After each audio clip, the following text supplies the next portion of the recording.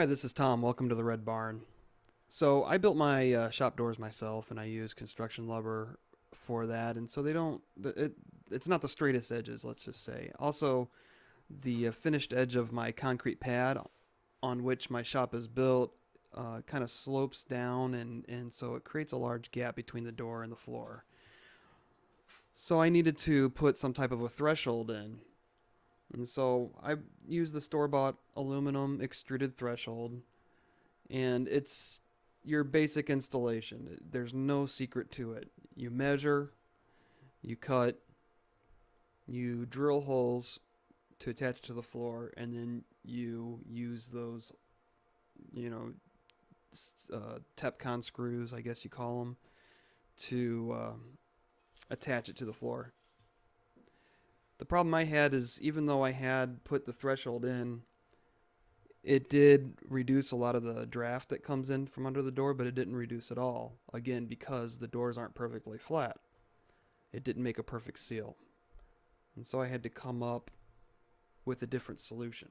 And I'll get to that in just a minute. So here I'm just marking out the locations of the holes. And I'm using my hammer drill to drill out for the tapcon screws. Now I'm using fairly long tapcon screws here. I think they may be 3.5 inches long. And on a couple of these holes, I find out the hard way that I didn't drill them out all the way. And you can get lucky if you don't drill deep enough, it may bottom out.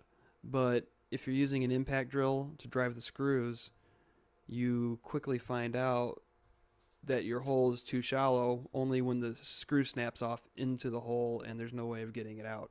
So you have to be very careful to make sure that the hole you are drilling is deep enough to accept the tapcon screw. So I use my impact wrench, and I like to buy the tapcons that have the screw head that's 1/4 inch, just so I can just directly use my impact wrench with it without having to use any type of a bit. So here I am driving the screws. And then that's what I was talking about. I was having trouble with that one screw there because I didn't drill the hole deep enough. So I had to go back and re-drill the hole. And then after I did that, the screw went in just fine.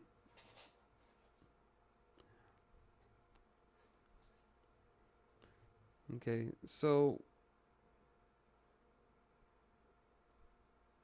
by this point, I'm done, and so I'm inserting the rubber seal that goes on the threshold.